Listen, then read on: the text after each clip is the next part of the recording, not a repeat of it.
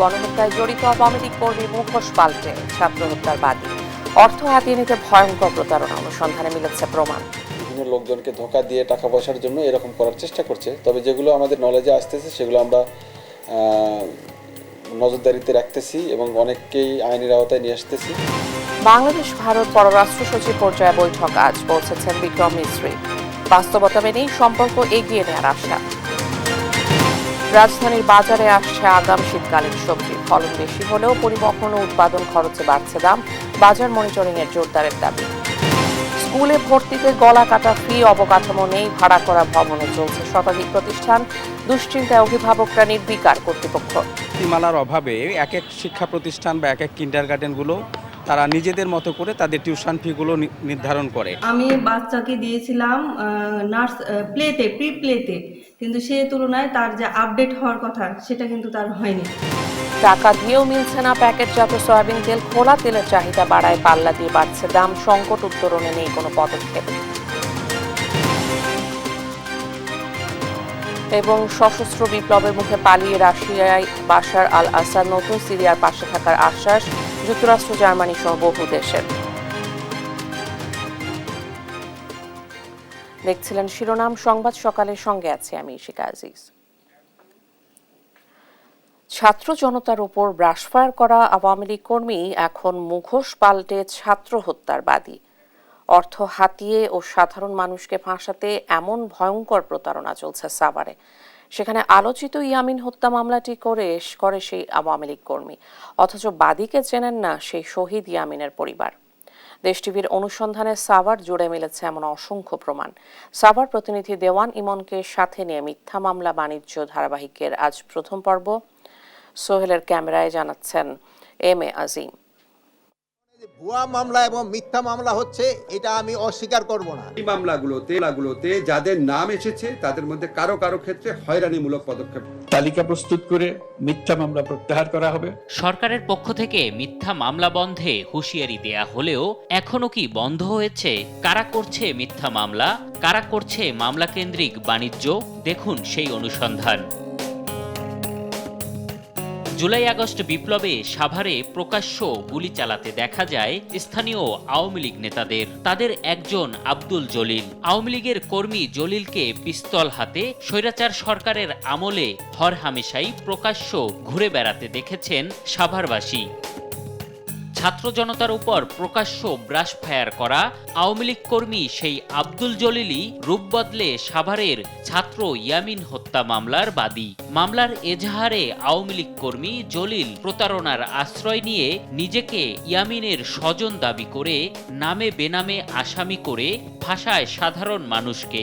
যে মামলায় নিজের পরই সাক্ষী রেখেছেন সেলিম মোল্লা নামের একজনকে। তার মুখোমুখি দেশ টিভি টিম। শুধু সাভারবাসী নয়, সেলিম মোল্লাও অবাক জলিল আসামি না হয়ে বাদী হওয়ায়। আগে তো বিপক্ষেই ছিল, আগে তো যে ছাত্রকে বিপক্ষে ছিল এই জলিল রাজুও, যে গোলাগুলি করলো না, মেডিকেলে গুলি করলো, পরে ওর মেডিকেলও ভাঙলো। আদালত থেকে মামলার নথি সংগ্রহ করে দেখা যায় ইতোমধ্যে একজন আসামিকে মামলা থেকে অব্যাহতি দিতে হলফনামা দিয়েছে জলিল। বিষয়টি জানতে আসামিদের স্বজনদের সঙ্গে কথা বলতে গেলে বেরিয়ে আসে থলের বিড়াল। মামলায় ফাঁসিয়ে রীতিমতো চাঁদাবাজি শুরু করেছে জলিল। অব্যাহতি দিতে কারো কাছ থেকে জমি, আবার কারো কাছে টাকা দাবি করছেন তিনি। উনি বলতেছে যে আমার বাসার পাশে যে 1% জায়গা 8-9 বছর ধরে মামলা চলতেছে, ওই জায়গাটা ছেড়ে দেন, মামলা উঠায় নেব। দেশ টিভির উপস্থিতি টের পেয়ে গা ঢাকা দেয় জলিল। মুঠোফোনে জানান প্রশাসনের কথায় অন্যের অস্ত্র নিয়ে শখে ছবি তুলেছিলেন তিনি। শখের বিনিময়ে আমাকে তখনকার প্রশাসন বৈধ অস্ত্র দিয়ে আমাকে ছবি তোলাইয়া, তাও আমি শখ করে তুলে ফেলাইছিলাম। সাভার জুড়ে এমন মামলা বাণিজ্যে মেতেছে আরও অনেকে। রাসেল গাজী হত্যার ঘটনায় মামলা করেছে সাহেব আলী নামের অজ্ঞাত একজন, যাকে চেনেই না রাসেলের পরিবার। অনেকে বলছিল যে মামলা করলে টাকা দিবে বা এরকমও অনেকে বলছিল, কিন্তু আমরা ওতে রাজি হইনি। আমরা এই শহীদ রাসেল গাজীর পরিবারের পক্ষ থেকে কোনো কিছু জানি না, আপনাদের মাধ্যমে আমরা জানতে পারলাম যে তার নামে মামলা হয়েছে। প্রলোভনে মামলা দিয়ে বিপাকে অনেক শহীদ পরিবার। শহীদ মেহেদী হাসানের বাবা বাচ্চু সরকারকে দিয়ে ৮০ জনের বিরুদ্ধে মামলা করিয়ে লাপাত্তা একটি চক্র। জাহের উনি মামলাটা সাজাইয়া মামলাটা দেওয়ার পরে উনি আমার ফোনও ধরে না, আমার লগে এই পর্যন্ত দেখাও করে নাই। ঢালাও বা মিথ্যা অভিযোগ দিয়ে মামলা ফৌজদারি অপরাধ উল্লেখ করে পুলিশ বলছে বেশ কয়েকজনকে গ্রেপ্তার করা হলেও লাগাম টানা যায়নি চক্রগুলোর।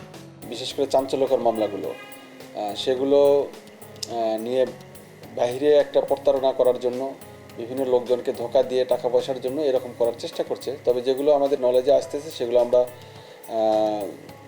নজরদারিতে রাখতেছি এবং অনেককেই আইনের আওতায় নিয়ে আসতেছি।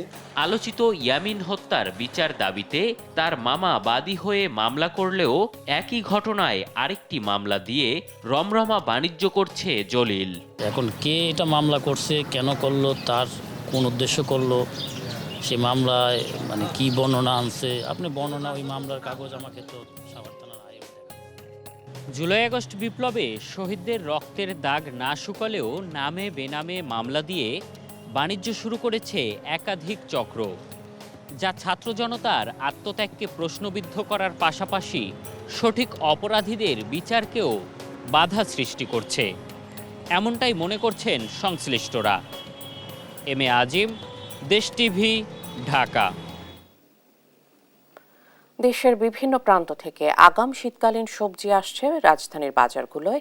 ফলন বেশি হলেও পরিবহন খরচ ও উৎপাদন খরচ বৃদ্ধি পাওয়ায় সবজির দাম বেশিই থাকছে।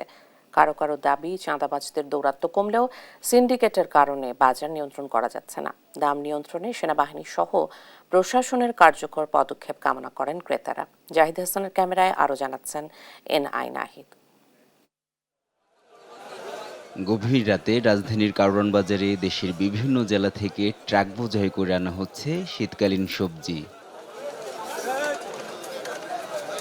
ফুলকপি, বেগুন, শসা, মূলা, টমেটো সহ শীতের হরেক রকম সবজি ভিন্ন মাত্রার সতেজতা ছড়াচ্ছে বাজারে।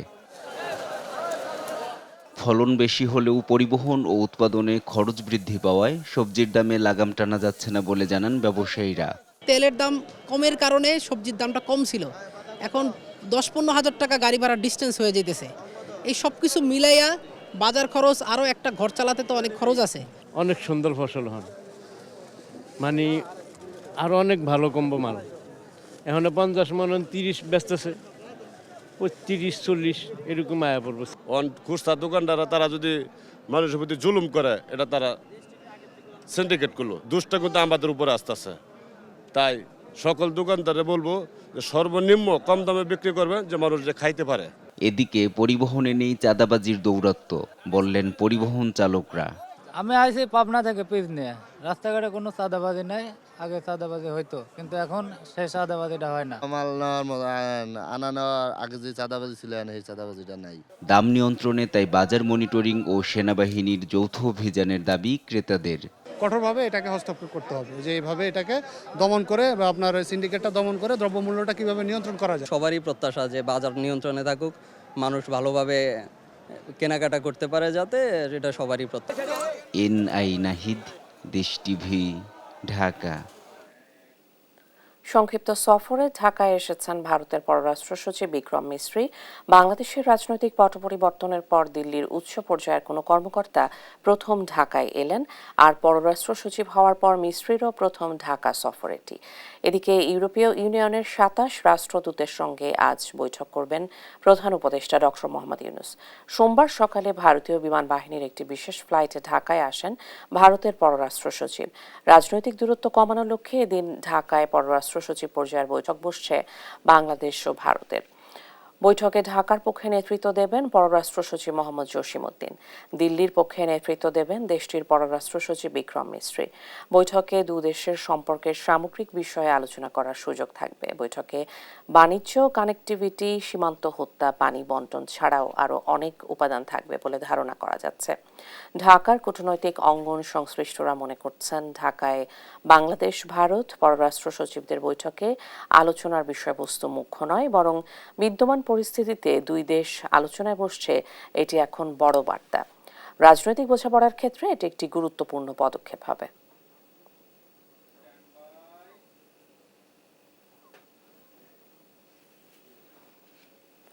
5 অগস্ট পরবর্তী বাংলাদেশ ভারত সম্পর্কে পরিবর্তন এসেছে, এটি মেনে নিয়ে আলোচনা করতে হবে বলে মনে করেন পররাষ্ট্র উপদেষ্টা তৌহিদ হোসেন। রোববার দুপুরে জাতীয় প্রেস ক্লাবে সার্ক জার্নালিস্ট ফোরামের আলোচনায় এসব কথা বলেন তিনি। এ সময় পররাষ্ট্র উপদেষ্টা বলেন, সার্কের অচলাবস্থা কেটে যাবে।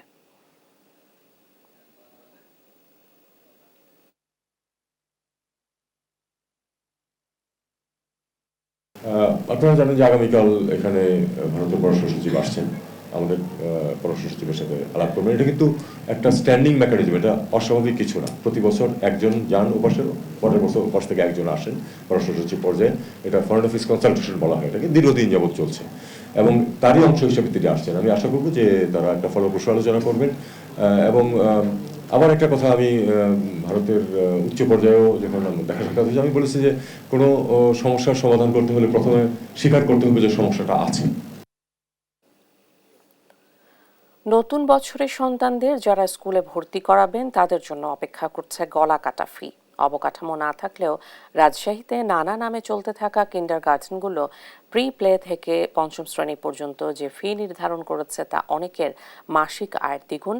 ফলে সন্তানকে এসব প্রতিষ্ঠানে পড়াতে চড়া ফি গুনতে হবে অভিভাবকদের। কাজী শাহেদের প্রতিবেদন।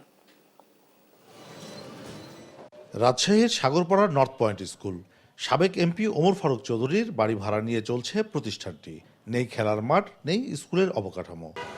নগরীর সিএনবি মোড়ে 10তলা ভবনটিতে একাধিক অফিস, তারই মধ্যে 4টি ফ্লোর ভাড়া নিয়ে চলছে শিমুল মেমোরিয়াল স্কুল। শুধু ওই দুটি স্কুল নয়, অবকাঠামো নেই, ভাড়া করা ভবনে এমন শতাধিক প্রতিষ্ঠান চলছে নানা নামে।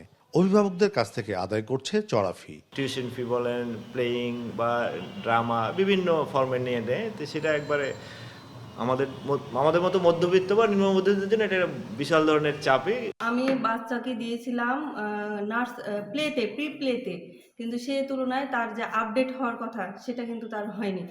রাজশাহীর কয়েকটি প্রতিষ্ঠানের প্রথম শ্রেণীতে ভর্তির ফি লক্ষ্য করলে দেখা যায় প্যারামাউন্ট সবচেয়ে বেশি 27,000, ভার্টেক্স 23,000, নর্থ পয়েন্ট 16,000, শিমুল মেমোরিয়াল 15,000 টাকার বেশি ফি আদায় করে। কিন্ডারগার্টেন হলেও সবচেয়ে কম 2,200 টাকা নিচ্ছে মজিদ মেমোরিয়াল।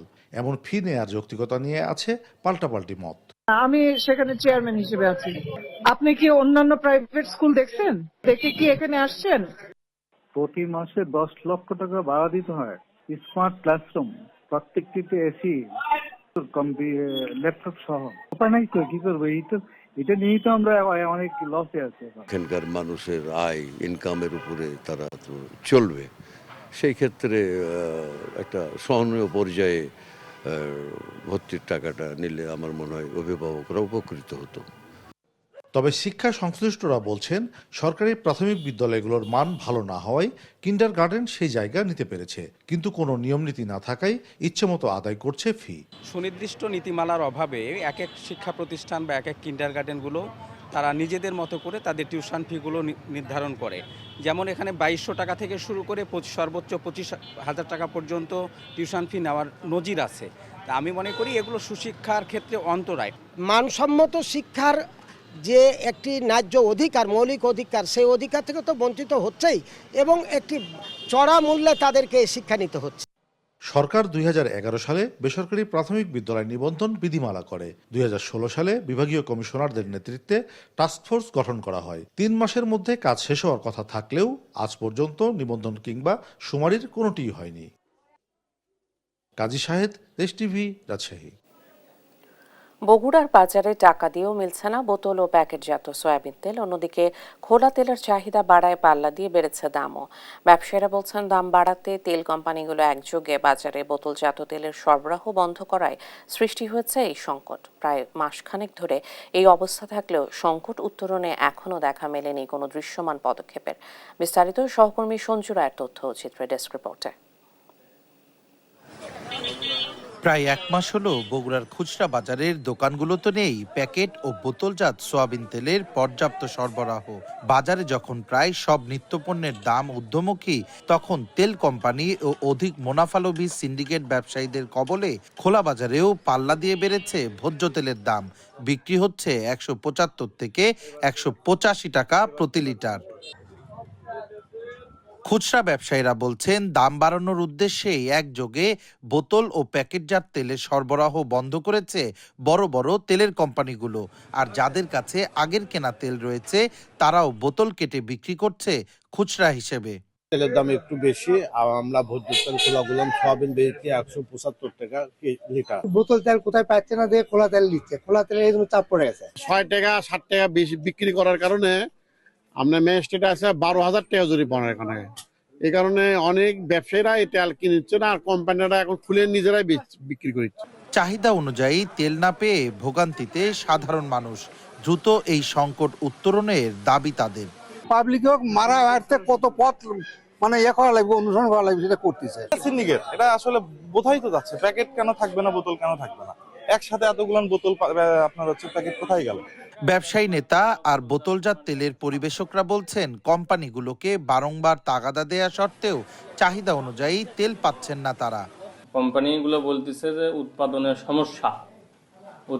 সমস্যা কোম্পানিগুলোর, এই জন্য আমাদেরকে সঠিকভাবে আমরা যারা আছি সারা বাংলাদেশে পরিবেশক যারা আছি আমাদেরকে কোম্পানি আমাদের চাহিদা মোতাবেক সরবরাহ করতে পারতেছে না। সিডি গ্রুপ বা বসুন্ধরা গ্রুপ যেসব গ্রুপের তেলগুলো আছে সেই কোম্পানির লোকজনের সঙ্গে আমরা মিটিং করছি যেন মার্কেটে গুরুত্বপূর্ণ তেল দেওয়া হোক। তারা আমাদের আশ্বাস করেছে যে একদিনের মধ্যে বা 2-1 সপ্তাহের মধ্যে তারা তেল মার্কেটে সরবরাহ করবে। উত্তরের প্রাণকেন্দ্র বগুড়ায় শুধুমাত্র প্যাকেট বা বোতলজাত তেলের প্রতিদিনের চাহিদা প্রায় 10 থেকে 12 টন, আর খুচরা বাজারে খোলা তেলের চাহিদা রয়েছে এর দ্বিগুণ। দ্রুততম সময়ে মুনাফালোভী ব্যবসায়ীদের এই সিন্ডিকেট ভেঙে স্বাভাবিক হবে তেলের সরবরাহ, প্রত্যাশা ভোক্তার। সঞ্জু রায়, দেশ টিভি, বগুড়া। এদিকে কুমিল্লায় সংকটের অজুহাত দেখিয়ে 167 টাকার ভোজ্য তেল বিক্রি হচ্ছে 190 টাকায়। বিস্তারিত জানাতে সরাসরি যুক্ত হচ্ছেন সহকর্মী সুমন কবির। সুমন, এ বিষয়ে বিক্রেতারা কি বলছেন? ইশিকা, আপনাকে জানিয়ে রাখি, কুমিল্লার যে বাজার, সে বাজারে আমরা দেখেছি আসলে বোতলজাত যে তেলটা রয়েছে, সে বোতলজাত তেল আসলে বাজার থেকে উধাও করে এখন খোলা তেল হিসেবে বিক্রি করছেন। তবে বিক্রেতার সাথে আমি কথা বলার চেষ্টা করেছিলাম যে 167 টাকা তেল গায়ে লেখা কেন 190 টাকা বিক্রি করছেন। উনি বলছেন যে এখানে যারা কোম্পানি রয়েছে আসলে কোম্পানিরা আসলে এই কাজটা করছেন, এবং আমি একটু ওনার সাথে কথা বলার চেষ্টা করব যে বোতলজাত যে তেলটা 160 টাকা, এটা 190 টাকা আসলে কেন বিক্রি করছে। আমরা কোম্পানি দেয় গায়ে রেটে দেয়, এবং আমরা ওই সাবান দেয়, তেল দেয়, আর মরিচের গুঁড়া দেয়, হলদির গুঁড়া দেয়, আটা দেয়। এই জন্য আমরা তেল 190 টাকা দিচ্ছি। গায়ে তো লেখা আছে 160 টাকা। তো আমরা তো তেল তো কাস্টমার তো তেল আর নেয় না, আটা নেয় না, এই জন্য 190 টাকা দিচ্ছি। এটা কোন কোম্পানি দেয় আপনাকে? ফ্রেশ কোম্পানি তারা দেয়। বাজার বোতলজাত তেলটা নাই কেন আসলে? নাই, বাজার তারা দেয় না, তো তারা বাজার বুড়ানোর লাগে তারা কোনো কোম্পানি তেল দেয় না। আসলে যে কথাটা বলছিলেন আমি একদম জানি রাখি, কুমিল্লা আসলে যে বোতল আমরা দেখতেন এখানে লিখে আছে আসলে 160 টাকা, এবং এই তেলটা বিক্রি হচ্ছে 190 টাকা। তা আমার দোকানদার বলছে আসলে এই তেলটা আসলে বাজার থেকে পাওয়া যাচ্ছে না, কারণ হচ্ছে কোম্পানি তাদেরকে অনেক শর্ত দিয়ে আসলে তেলটা বিক্রি করছেন, এবং সেই তেলটা আমরা বিভিন্ন জায়গায় আসলে ভোক্তা অভিযান করার জন্য কথা বলছেন। আসলে অনেক তেল মজুত করে ফেলেছে যারা ব্যবসায়ীরা, এবং তেলটা খোলা তেল হিসেবে যখন বিক্রি করে তখন এই তেলটা বিক্রি হয় 190 টাকা, 195 টাকা, কিন্তু বোতল লেখা আছে 160 টাকা। এই নিয়ে যখন কথা বলার চেষ্টা করেছিলাম, ক্রেতা কেনার পরে আমাদেরকে অভিযোগ করলো, ভাই মাত্র আমি 160 টাকার তেলটা 190 টাকা দিয়ে কিনতে হয়েছে আমাকে, আর এই তেলটা খোলা তেল বিক্রি হচ্ছে 200 টাকা।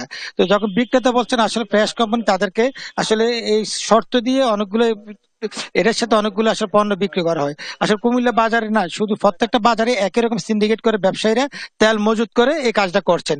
এই বিষয়ে ভোক্তার সাথে কথা বলছি, তারা আজকে বাজার মনিটরিং এবং ভোক্তার অভিযান চালু করার কথা রয়েছে।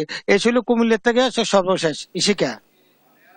সুমন, অনেক ধন্যবাদ আপনাকে। কুমিল্লায় ভোজ্য তেল বাড়তি দামে বিক্রি হচ্ছে, সর্বশেষ তথ্য জানছিলাম সহকর্মীর কাছে।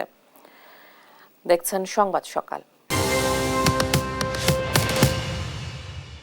বেগম রোকেয়া, রংপুরের পায়রাবন্দে আছে তার আতুর ঘর, স্বজন, বাবার জমিদারি সম্পত্তি, বাবা চাচার কবর ও স্মৃতিঘর। বছর ঘুরে এখানে পালন করা হচ্ছে জন্ম মৃত্যু দিবস, কিন্তু যাকে ঘিরে এত আয়োজন তিনিই নেই এখানে। মরদেহ পড়ে রয়েছে ভারতের কলকাতার সোদপুরে। প্রায় 1.5 যুগ আগে পরিবার দাবি তুলেছিল তার মরদেহ ফিরে আনার, কিন্তু সেই দাবি চিঠি চালাচালিতে চাপা পড়ে আছে। রংপুর থেকে মাহমুদ রকির তোলা ছবিতে রফিকুল ইসলামের প্রতিবেদন। সবুজে ঘেরা চারপাশ, সেখানে মাথা উঁচু করে দাঁড়িয়ে এই স্মৃতিচিহ্নই বেগম রোকেয়ার আতুর ঘর, যে ঘর থেকে কুসংস্কারের শেকল ভেঙে বাঙালি নারীর চোখে মুক্তির স্বপ্ন এঁকে দিয়েছেন তিনি। সেই আলোর পরশ ছুঁতে প্রতিনিয়ত এখানে আসেন রোকেয়া প্রেমীরা, খোঁজেন মুক্তির দিশারি প্রিয় মুখ রোকেয়াকে। মহিষী ব্যক্তি রয়েছেন, তাদের জন্মস্থানকে কেন্দ্র করে বিভিন্ন ধরনের রিসার্চ সেন্টার করা হয়েছে, অথচ আমরা জন্মের পর থেকেই দেখি 9 ডিসেম্বর আসলেই একদম ব্যাপকভাবে এই অনুষ্ঠানটা জাস্ট 3 দিন বা 4 দিন করা হয়। প্রতি বছর এসে একই বেতন দশা, আমরা এখন পর্যন্ত কোনো উন্নয়ন পাইনি। কিন্তু রোকেয়া যে হাজার মাইল দূরে ভিন দেশে আছেন তা নিয়ে আক্ষেপ আছে নতুন প্রজন্মের। তবু কুসংস্কার ভেঙে নতুন দিনে যার অবদান, তার ভিটাতেই এসে যেন মেলে মুক্তির বাতাস। আমাদের নারীদের প্রথম নারী যে আমাদের পড়াশোনায় সাহায্য করেছেন, যাতে আমরা পড়ালেখা করতে পারি। বইয়ে যতটা পড়ে অবগত ছিলাম যে ওনার এটা আছে ওইটা আছে, কিন্তু এখানে এসে আমরা অত কিছু দেখতে পারিনি। আমার মনে হয় যে এটা সংস্করণ করলে ভালো হয়। 2009 সাল পরিবারের পক্ষ থেকে কলকাতা থেকে দেহাবশেষ আনার দাবি উঠলে 2010 সালে সংস্কৃতি মন্ত্রণালয়ে চিঠি দেন তৎকালীন ডিসি, কিন্তু অজানা কারণে চাপা পড়ে আছে সেই ফাইল। এতে ক্ষুব্ধ পরিবার, স্বজন ও রোকেয়া অনুরাগীরা। রোকেয়া পরিবার অবহেলিত অবস্থায় আছে, কিন্তু অনেক দাবি দেওয়া আমরা করছি, আমি করছি, দুলাল করছে, কিন্তু কোনো কাজ হয় নাই। এতই অবহেলিত পরিবার। রোকেয়ার সমাধি বাইরের মধ্যে আনার জন্য অনুরোধ করছি। গোটা দেশের রোকেয়া অনুরাগী মানুষের দীর্ঘদিনের দাবি, ভারত থেকে রোকেয়ার দেহাবশেষ তার জন্মভূমিতে নিয়ে আসা হোক। প্রত্যেক ভিটাতে আছে বাবা চাচার কবর, শুধু নানা বাধায় সীমান্তের ওপারে থাকা রোকেয়া আসে না বাপের ভিটায়। তবু আসার কথা শোনান জেলা প্রশাসক। এলাকাবাসীর যে দাবি, যে বেগম রোকেয়ার দেহাবশেষ যেটা বর্তমানে ভারতে আছে, সেখান থেকে বাংলাদেশে নিয়ে আসার যে ব্যবস্থাটা, এটা উচ্চ পর্যায়ের একটা সিদ্ধান্তের ব্যাপার। তো এই বিষয়টাও আমরা সরকারের দৃষ্টি আকর্ষণ করব। ফিরে আসুক রোকেয়া, সমাজ রাষ্ট্রে চর্চা হোক তার আদর্শ, এমন প্রত্যাশা রোকেয়া অনুরাগীদের। রফিকুল ইসলাম, দেশ টিভি, রংপুর। শীতে শিশুদের পোশাক তৈরির উপকরণের দাম বেড়ে যাওয়ায় বেড়েছে প্রস্তুতকরণ খরচ। দুশ্চিন্তায় মুন্সিগঞ্জের রেডিমেড পোশাক পল্লীর 2000-এর বেশি ক্ষুদ্র কারখানার মালিক শ্রমিকরা। মজুরি নিয়ে হতাশার কথাও জানিয়েছেন পল্লীর কারিগররা। সুমিত সরকার সুমনের পাঠানো তথ্য ও চিত্রে বিস্তারিত জানাচ্ছেন আপন অপু। প্রত্যেকটি বাড়ি যেন এক একটি পোশাক কারখানা। মুন্সিগঞ্জ সদরের রামপাল ও পঞ্চসারি ইউনিয়নে কাজ করেন অন্তত 30,000 কারিগর। শীত মৌসুমকে সামনে রেখে সেখানে তৈরি হচ্ছে শিশুদের বাহারি ডিজাইনের পোশাক। 1 বছর থেকে 6 বছর বাচ্চা পর্যন্ত আর কি, একবারে 16 থেকে 38 সাইজ পর্যন্ত আর কি কমপ্লিট বানানো হয় আর কি। এটা হচ্ছে সাইজ মূলত 18, 20 আর 20/24, 28, 32 এই সাইজগুলো তো মূলত কাটা হতো। 3 মাসের বাচ্চা থেকে 1 বছর 2 বছর বাচ্চারা করতে পারবো। বেচা কিনা নারায়ণগঞ্জ বেচা, ঢাকাও বেচা, বিভিন্ন ডিস্ট্রিক্টও বেচা কিনা। তবে এই নান্দনিক বাহারি পোশাক তৈরির কারিগররা দৈনিক মজুরি পান মাত্র 5 থেকে 600 টাকা। এতে সংসার চালাতে রীতিমতো হিমশিম খাচ্ছেন তারা। দাবি মজুরি বাড়ানোর। কাজের চাপ প্রতি বছরই ভালো চাপই থাকে। সকাল 8টা থেকে বসি, রাত্র 12টা 1টা, প্রায় 500-600 টাকা। আর যখন থাকে না তখন এত টাকা পাওয়া যায় না। আমরা ঘরে বাড়ি দুজনে হাজবেন্ড ওয়াইফ কাজ করি। বর্তমান যে দেশের যে অবস্থা, যে বাজার মূল্য, এই বাজার মূল্যতে আমাদের মনে করেন যে কোনোভাবেই চলতেছে না। এই কাজটা যে ডিউটি দিই আমরা, এই ডিউটিতে অন্য কোনো কাজে যদি আমরা দিই, তাহলে আমরা এর চেয়ে ডাবল বেতন পাইতে পারি। দেশের উত্তরাঞ্চলে হিমেল হাওয়ার প্রভাব থাকলেও এখনও শীতের দেখা নেই মুন্সিগঞ্জে। তাই চাহিদা কম শীতকালীন পোশাকের। পুঁজি নিয়ে দুশ্চিন্তায় কারখানা মালিকরা। বাড়ছে না কারিগরদের মজুরিও। অন্যান্য জিনিস বাড়লে সাথে সাথে বাড়াই বেচতে পারে, কিন্তু দর্জি কাপড়টা বাঁচতে পারে না। আর ব্যবসার দেশের পরিস্থিতি খারাপ হলে সবার আগে প্রভাব পড়ে কাপড়ের উপরে। দর্জি কারখানাগুলিতে প্রচুর প্রোডাকশন হয়, সেই অনুযায়ী সেল নাই, আনুপাতিক হারে ব্যবসা নাই। এবছর 50 থেকে 55 কোটি টাকার শিশুদের শীতকালীন পোশাক বিক্রির টার্গেট রয়েছে। শীতকালীন যে নান্দনিক যে পোশাক আশাক রয়েছে, সেই পোশাকের যে চাহিদা রয়েছে, সেই চাহিদাটা তারা মেটাতে সক্ষম হবেন। বিসিকের পক্ষ থেকে বিসিক তাদের অতীত তাদের সাথে ছিল, বর্তমানে আছে এবং ভবিষ্যতে যে কোনো ক্রাইসিসে তাদের সাথে আমরা থাকবো। শীত অনেকের কাছে দুর্ভোগের নাম হলেও ব্যবসায়ীরা মুখিয়ে আছেন তীব্র ঠান্ডার, কারণ এর সঙ্গেই জড়িয়ে আছে তাদের রুটি রুজি। নিউজ ডেস্ক, দেশ টিভি। দেখছেন সংবাদ সকাল। বিপ্লবীদের অভ্যুত্থানের মুখে সিরিয়া ছেড়ে সপরিবারে রাশিয়া আশ্রয় নিয়েছেন স্বৈরশাসক বাশার আল আসাদ। গন্তব্য নিয়ে ধোঁয়াশার মধ্যেই এই খবর নিশ্চিত করেছে রাশিয়ার একাধিক গণমাধ্যম। এদিকে আসাদ সরকারের পতনের জন্য ইসরায়েলকে দায়ী করেছে ইরান। অন্যদিকে সিরিয়া পুনর্গঠনে পাশে থাকার কথা জানিয়েছে যুক্তরাষ্ট্র ও জার্মানি সহ বিশ্বের বহু দেশ। আরও জানাচ্ছেন আফরিন মৌ। সশস্ত্র বিপ্লবের মুখে সিরিয়া থেকে স্বৈরশাসক বাশার আল আসাদ ব্যক্তিগত উড়োজাহাজে করে দেশ ছেড়ে পালানোর পর তার অবস্থান নিয়ে তৈরি হয় ধোঁয়াশা। এমনকি মার্কিন একাধিক গণমাধ্যমের শিরোনামে উঠে আসে তার মৃত্যুর খবরও। এর মধ্যেই রাশিয়ার গণমাধ্যম জানায় সপরিবারে রাশিয়ায় আশ্রয় নিয়েছেন সিরিয়ার সাবেক স্বৈরশাসক। মানবিক দিক বিবেচনায় আসাদ ও তার পরিবারের সদস্যদের রাজনৈতিক আশ্রয় দেওয়া হয়েছে বলে জানায় ক্রেমলিন। এর মধ্যেই দীর্ঘদিন ধরে সিরিয়ায় স্বৈরশাসক হিসেবে পরিচিত আসাদের পতন নিয়ে আন্তর্জাতিক রাজনৈতিক অঙ্গনে চলছে চুলচেরা বিশ্লেষণ। এর মাঝেই সিরিয়ার বর্তমান পরিস্থিতির জন্য ইসরায়েলকে দায়ী করেছে আসাদের মিত্র ইরান। বিদ্রোহীদের সশস্ত্র করে তুলতে অত্যাধুনিক অস্ত্র দিয়ে নেতানিয়াহু প্রশাসন সমর্থন দিয়েছেন বলে দাবি করেন সিরিয়ায় ইরানের রাষ্ট্রদূত হোসেন আকবরী। এর পেছনে রয়েছে ইসরায়েল। তারা বিদ্রোহীদের এমন আধুনিক সুযোগ সুবিধা ও সরঞ্জাম দিয়েছে যা বিশ্বের অনেক উন্নত দেশের কাছেও ছিল না। তাই সিরিয়া সরকার, সেনাবাহিনী এবং জনগণ এই পর্যায়ে খুব বেশি প্রতিরোধ না করার সিদ্ধান্ত নিয়েছে।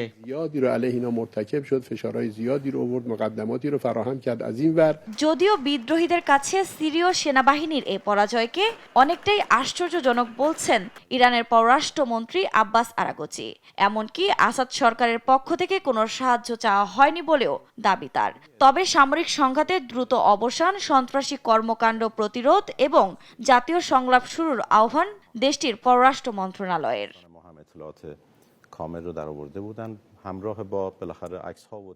এর মধ্যে সিরিয়ার প্রেসিডেন্ট বাশার আল আসাদকে রক্ষায় আগ্রহী ছিল না রাশিয়া।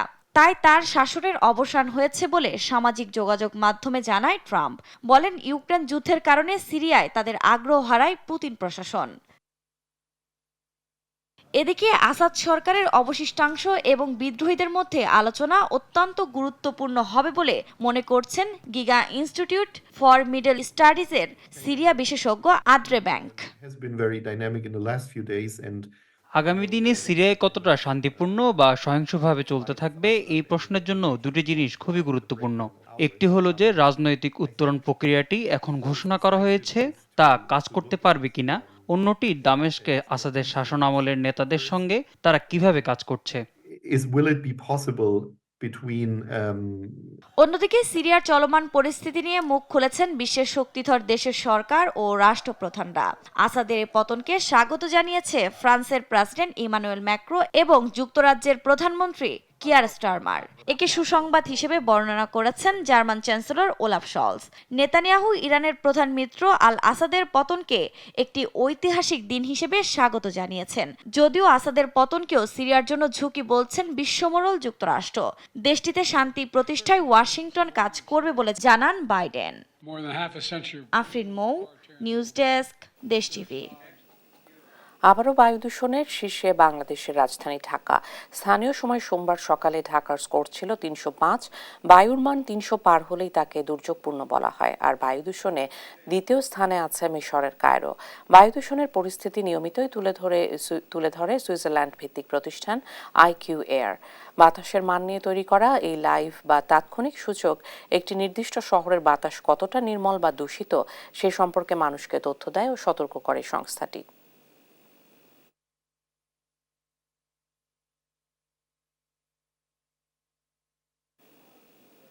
দেখছেন সংবাদ সকাল।